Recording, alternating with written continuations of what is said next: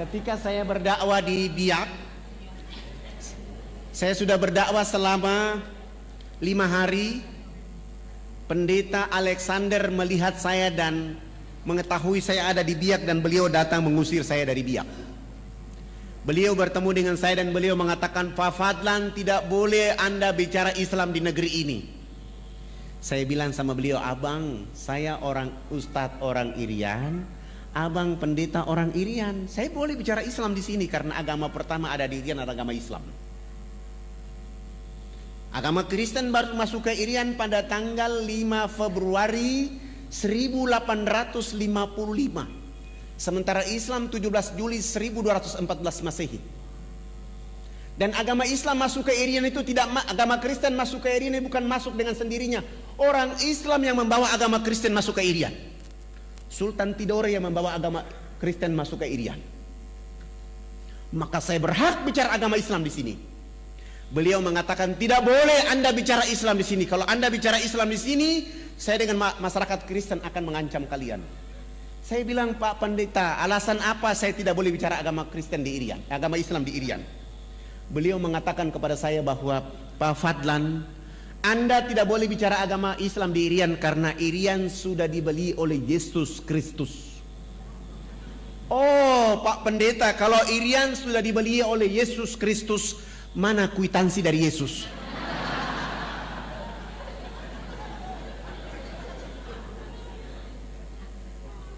Begitu saya tanya kwitansi, langsung pendeta Alexander dia malu dan dia pergi. Saya tetap berdakwah di Biak selama 3 bulan. Kebetulan ada acara Isra Mi'raj. Saya diundang untuk menyampaikan hikmah Isra Mi'raj oleh ibu-ibu Dharma Wanita dan Majelis Ta'lim di Biak. Salah satu peserta tamu yang diundang adalah pendeta Alexander Robobiar. Begitu saya datang, dipanggil langsung naik di atas mimbar. Begitu saya mengatakan Assalamualaikum warahmatullahi wabarakatuh, saya lihat ada pendeta di bawah. Saya tadi mau bicara tentang pentingnya sholat. Begitu saya lihat wajah pendeta Alexander, saya rubah bicara saya. Saya bilang begini, tidak ada agama di muka bumi ini yang diberi peluang dan kesempatan oleh Allah kecuali agama Islam. Begitu berartinya peluang dan kesempatan. Allah menghibur kekasihnya Rasulullah Muhammad SAW untuk melakukan perjalanan silaturahmi antar bumi, Mekah, Palestina. Perjalanan silaturahmi ini oleh karena seluruh keturunan dari Nabi Ibrahim turunnya di Palestina. Hanya satu saja Ismail yang turun di Mekah. Maka perjalanan antar bumi itu silaturahmi. Kenapa silaturahmi ini memperkuat Rasulullah? Oleh karena dia dalam keadaan sedih. Dan dalam perjalanan silaturahmi itu ada 2 wajah utama yang ditampilkan oleh Allah, Masjidil Haram, Masjidil Aqsa. Setelah itu naik ke Sidratul Muntaha untuk menerima oleh-oleh yang namanya peluang dan kesempatan. Salat 5 waktu. Siapa orang yang tidak salat duhur 1 kali saja, 1 waktu saja dia tidak salat 5 waktu, telah kehilangan peluang dan kesempatan dari Allah Subhanahu wa ta'ala. Rumah boleh hangus, terbakar, harta boleh dicuri, tetapi kalau salat 5 waktu 1 waktu saja dia tinggalkan, dia telah kehilangan segala-galanya dari Allah Subhanahu wa ta'ala. Dan itu hanya didapatkan dalam agama Islam. Agama lain tidak ada itu. Agama lain selalu mengatakan tugas Tuhan itu menciptakan dunia dan isinya. Sesudah itu Tuhan istirahat di surga. Urusan dunia Tuhan tidak boleh ikut campur. Nanti mau masuk surga cukup menyebut nama Yesus langsung masuk surga. Enak aja. Sengaja saya bicara begitu supaya pendeta Alexander dia tersinggung. Sesudah itu saya tutup pidato saya turun dan pendeta Alexander mendekati saya dan salaman dengan saya dan mengatakan, Pak Ustadz, saya juga hadir. Mana kwitansi dari Yesus? Begitu saya tanya kwitansi tentang dia bilang kemarin itu, dia marah dan dia bilang, Pak Ustadz, saya tersinggung. Kenapa tersinggung, Pak? Saya ceramah di acara orang Islam, saya tidak ceramah di acara orang Kristen, dan saya tidak ceramah di khalayak ramai. Saya tidak tahu kalau abang ada di sini. Bagaimana kalau kita dialog antar umat beragama? Saya bilang, mohon maaf, saya orang yang paling tidak suka berdialog antar umat beragama. Saya bawa orang Islam, abang bawa orang Kristen, kita dialog akhirnya berkelahi bunuh-bunuhan. Saya tidak mau. Boleh dialog dengan saya hanya 4 persyaratan yang dipenuhi. Dialog di tempat yang ada AC, tempat tidurnya 2, dialog hanya 4 mata 4 telinga antara Anda dengan saya. Dan dialog itu tidak boleh membahas Al-Quran dan Islam. Kita bicara Bible dan Kristen saja. 3, dalam dialog itu kalau Bible mengatakan agama Kristen agama yang benar, abang pendeta bawa saya ke gereja baptis saya dan umumkan bahwa Ustadz Fadlan masuk Kristen. Bagaimana kalau Bible mengatakan Islam agama yang benar? Ya, saya juga masuk Islam, tapi jangan dibiak bawa saya ke Jawa. Kami sepakat, lalu beliau, kebetulan acara hari itu hari Sabtu sore, beliau langsung malam itu sewa hotel dan kami 2 bertemu malam itu. Selesai sholat Isya beliau datang jemput saya. Beliau bawa mobil Kijang yang bertuliskan Laskar Kristus. Saya naik di atas mobil itu, saya baca Bismillahi majreha wa mursaha inna rabbi ghafurur rahim. Runtuhlah Laskar Kristus pada malam hari ini. Kami 2 naik mobil itu, perjalanan menuju penginapan yang beliau sewa. Saya bilang sama beliau, saya bilang abang pendeta, saya lihat abang malam ini kayak muridnya Yesus dan saya lihat bahagia sekali. Beliau marah-marah, tidak usah kita bicara di sini, kita bicara di tempat yang saya sudah bayar. Oh, emosinya mulai naik dan sengaja saya mempermainkan emosinya dia. Kami sampai di hotel, kami sudah turun, duduk berhadap-hadapan dan saya bilang sama beliau, abang tuan rumah, saya ini tamu. Alangkah indahnya abang yang berdoa duluan. Lalu beliau berdoa, ya Bapa kami dalam surga, dituduskan dengan namamu di bumi seperti di surga. Terima kasih Tuhan, Engkau telah memberikan kepada kami makanan yang secukupnya. Terima kasih pula Tuhan, Engkau pada malam hari ini telah mempertemukan saya dengan seorang domba tersesat. Aku ingin menjadikan dia atas nama Engkau Yesus Juru Selamat abadi selama-lamanya. Oh, dalam doanya dia bilang saya domba tersesat. Saya tidak baca doa, saya baca doa ilmu rukyat, saya rukyat dia malam itu. Al-Ikhlas, Al-Falaq, An-Nas, ayat Al-Fatihah, ayat kursi, Al-Baqarah ayat 1 sampai dengan 5 dilanjutkan ayat kursi. Sesudah itu raditu billahi rabba wa bil islami dina wa bi Muhammadin nabiyya wa rasula rabbi ji'ni ilma wa razukni fahma inna dina indallahil islam al-yawma akmaltu lakum dinakum wa atmamtu alaikum ni'mati wa raditu lakum al-islam dina. Al-Fatihah. Sesudah itu saya bilang sama beliau, tadi abang yang berdoa duluan, saya juga posisi saya menjadi tamu. Alangkah tidak etis kalau saya yang bertanya duluan. Maka hari ini saya yang bertanya duluan. Tolong ceritakan kepada saya pada tanggal berapa Babel turun dan tempat di mana turunnya Babel dan apa kata-kata Yesus ketika menerima Babel.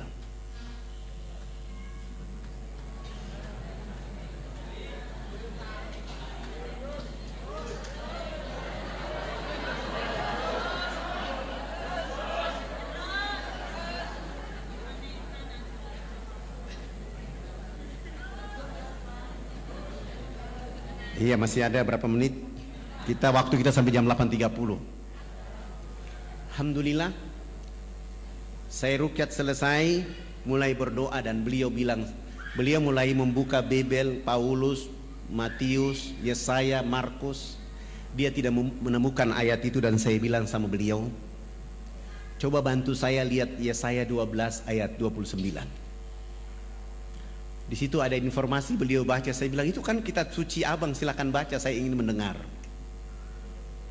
Akan datang seorang nabi, diajarkan kitab kepadanya dengan kata-kata baca. Nabi itu mengatakan, aku tidak dapat membacanya.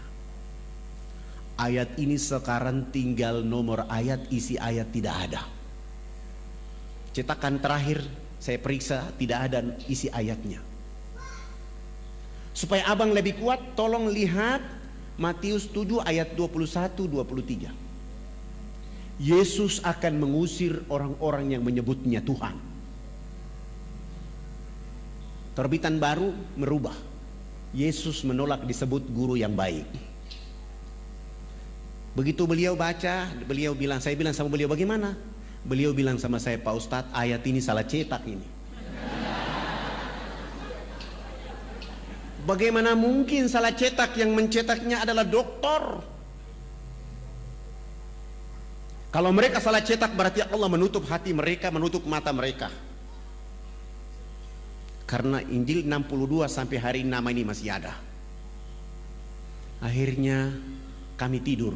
Beliau bilang, udah Pak Ustadz, kita mengantuk dan sebaiknya kita tidur. Sudah jam 2 malam. Akhirnya kami tidur, saya masuk kamar mandi wudhu. Sesudah itu saya baca doa dan tidur. Ternyata beliau belum tidur. Beliau masih menggunakan satu ilmu untuk menghantam saya, namanya hipnotis. Saya tetap memperhatikan itu dan ayat kursi tetap saja saya baca di saat saya tidur. Alhamdulillah saya yang bangun sholat subuh, dia yang ketiduran. Setelah saya sholat subuh selesai, lihat sudah jam 8 pagi, saya kasih bangun beliau. Saya bilang, abang katanya mau ke gereja, silakan bangun dan ke gereja. Beliau bangun dan ke gereja, tidak pakai jas lagi, pakaian biasa saja, sampai ke gereja, naik di atas mimbar dan mengatakan di dalam gereja bahwa hari ini saudara-saudara hamba Tuhan, terakhir saya berdiri di mimbar ini, hari ini saya keluar dari agama ini. Dia dikejar sampai 3 jari kaki sebelah kirinya dipotong. Yang membuat dia yakin, hakul yakin, karena mestinya ketika terpotong harus darah tercecer keluar dari tubuh badannya. Ternyata satu tetes pun tidak keluar. Dia lari sampai ke kamar hotel itu, baru darah keluar. Akhirnya beliau bilang, selamatkan keluarga saya, selamatkan saya karena saya mau masuk Islam. Subhanallah. Saya telepon teman-teman dokter muslim menyelamatkan dia, dan kami lari dari Biak ke Jayapura, Jayapura terbang ke Makassar, langsung ke Jakarta, dan beliau masuk Islam di Islamic Village di Tangerang di depan ayahanda Yunan Nasution. Sesudah itu disuruh ke Mesir belajar Islam selama 6 tahun di Mesir. Kembali ke Indonesia menjemput istrinya menunaikan rukun Islam yang kelima. Sesudah haji kami antar kembali ke Biak. Di Biak beliau mewakafkan tanahnya 2.500 meter untuk kami bangun sebuah masjid. Subhanallah, masjid itu dibangun selesai.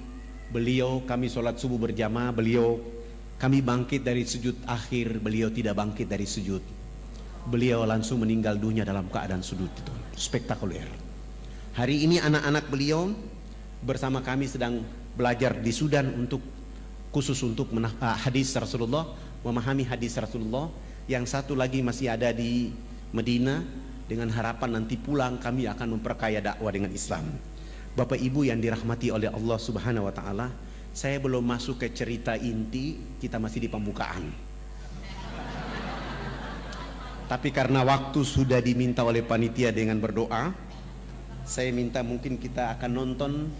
Saya ada bawa CD, ada 100 CD, silakan dibagikan gratis. Saya serahkan kepada panitia, nanti panitia yang mengaturnya. Kalau yang tidak kebagian mohon di copy, disebarluaskan. Saya ingin cerita bahwa hari ini kita sudah bangun 1049 masjid di seluruh Irian. Hari ini sudah ada 229 kepala suku masuk Islam, dan 16 pendeta, 3 pastor pun hijrah menjadi Muslim. Dan kami terus bergerak sehingga 171.000 orang mualaf di Irian, dengan harapan kita akan membuat negeri ini menjadi negeri Muslim terbesar. Dan hari ini yang mayoritas di Irian adalah Muslim. Penduduknya 3.700.000, umat Islam sudah 2.500.000. Dari 2.500.000 itu penduduk Ansor dan Muhajirin bersama-sama.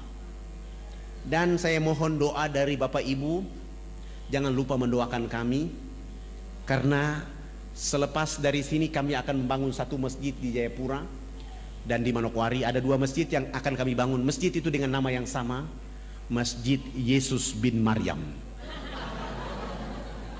Saya akan bangun masjid ini sebagai upaya untuk membuat saudara-saudara kita bertanya, kenapa memberi nama Masjid Yesus bin Maryam? Saya akan menjelaskan kepada mereka tentang Babel Markus. Aku melakukan kehendak Bapakku di surga, Tuhanku dan Tuhanmu Esa. Dan saya sampingnya saya tulis Qul huwallahu ahad, Allahus samad, lam yalid wa lam yulad wa lam yakul lahu kufuwan ahad. Dan saya akan menjelaskan kepada mereka tentang ayat ini supaya mereka akan faham, sehingga tidak boleh mereka melakukan sesuatu. Alhamdulillah, walaupun saya sudah ditombak berkali-kali, sudah dipanah berkali-kali, dan sudah terancam mau dibunuh, tapi bagi saya itu adalah kapsul untuk terus berdakwah. Bagi saya itu adalah vitamin untuk membawa nama Allah dan Rasul kepada orang-orang yang tidak mengerti, sehingga orang akan bangkit mengenal Allah, sehingga mereka akan tunduk memuji Allah Subhanahu wa taala. Saya punya cita-cita, kalau hari ini kita orang Indonesia sudah punya serambi Mekah, maka alangkah tidak layak serambi Madinah ada di Madura. Tidak layak. Serambi Madinah itu paling cocok ada di Nuar. Kenapa? Karena orang yang pertama sholat subuh di tanah air Indonesia bukan orang Kediri, bukan orang Makassar, bukan orang Jakarta, bukan orang Madura, bukan orang Aceh, tapi orang Irian lah yang pertama sholat subuh di tanah air Indonesia. Orang Irian yang pertama sholat Jumat di tanah air Indonesia. Orang Irian yang pertama buka puasa di tanah air Indonesia. Orang Irian yang pertama sholat Idul Fitri, sholat Idul Adha di tanah air Indonesia. 2 jam kemudian baru orang di Kediri.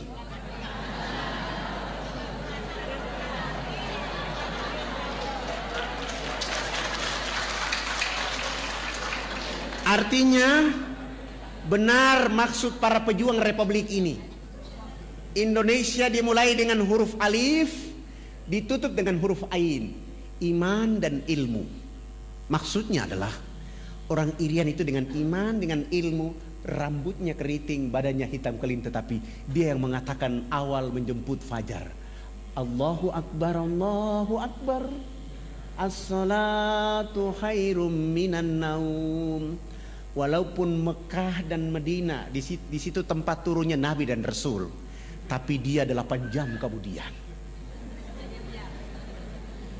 Walaupun Rasulullah mendakwakan Islam di sana, tapi keberkahan itu diawali dari Republik Indonesia, dari saudaranya yang rambut keriting hitam kelin. Sesudah itu baru yang lain. Artinya Islam begitu spektakuler buat penduduk bumi. Begitulah kemuliaan dakwanya Rasulullah. Begitulah kehebatan agama Islam. Tidak membedah-bedahkan yang keriting dan lurus, suku dan ras, tapi mereka bersama-sama diterkam dengan ayat-ayat Allah, sehingga mereka menjadi cerdas, mereka menjadi mulia. Keriting bukan jadi persoalan, hitam keling bukan jadi persoalan, tetapi cahaya-cahaya Quran dan Islam membuat mereka menjadi satu. Maka benar kata Allah dalam firman-Nya kepada kita, ya ayuhan nas, inna khalaqnakum min dzakari wa untha wa ja'alnakum syu'uba wa aqbaila lita'arafu inna akramakum indallahi atqakum. Hai manusia, sesungguhnya kami menciptakan kamu dari seorang laki-laki dan perempuan, menjadikan kamu berbangsa-bangsa, bersuku-suku, supaya kamu saling kenal mengenal. Yang membuat perbedaan di antara kalian adalah takwa kepada Allah Subhanahu wa taala. Takwa tidak hanya milik pada orang hitam keriting, tapi milik semua apabila keimanan itu dekat dengan mereka. Demikian itu yang bisa disampaikan. Perlu kita memutar CD? Oke, sudah tidak bisa, tidak ada waktunya. Mungkin nanti sudah ada CD-nya, bisa diputar. Untuk itu saya mengajak kita, mari kita sama-sama memohon ampun kepada Allah Subhanahu wa taala, menghadirkan jiwa raga kita memuji Allah Subhanahu wa taala,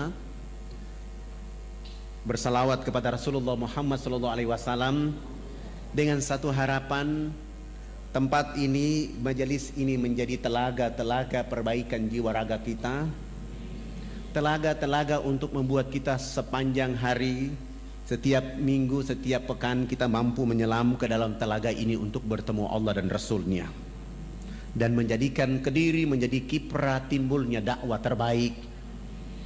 Ulama-ulama dan para mubalik-mubaliknya tampil untuk mengantarkan kalimat hak kepada seluruh penduduk yang ada di tanah air yang kita cintai. Marilah kita sama-sama baca Al-Fatihah. Semoga Al-Fatihah ini membuat kita menjadi mulia di hadapan Allah. Al-Fatihah.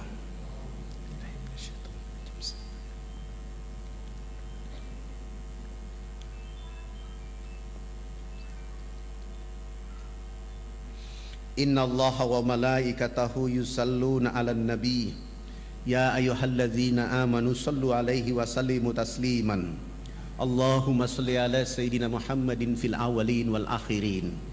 Allahumma salli ala sayyidina Muhammadin fin nabiyina wal mursalin.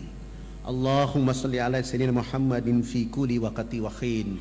Wa sallam radhiyallahu tabarak wa ta'ala an sadatina ashab Rasulillahi ajmain. Amin. A'udzu billahi minasyaitonir rajim. Bismillahirrahmanirrahim. Hamdan syakirin, hamdan hamidin, hamdan naimin, hamdan yuafi ni'amahu wa yukaffi majidah. Ya Rabbana lakal hamdu kama yanbaghi li jalali wajhikal karim wa azimi sultanik. Allahumma salli ala sayyidina Muhammadin wa ala alihi sayyidina Muhammad.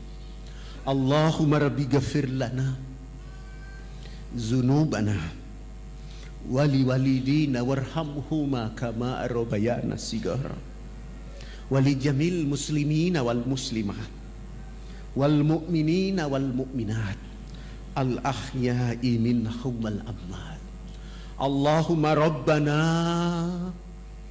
zalamna anfusana wa in lam taghfir lana wa tarhamna lanakunanna minal khasirin.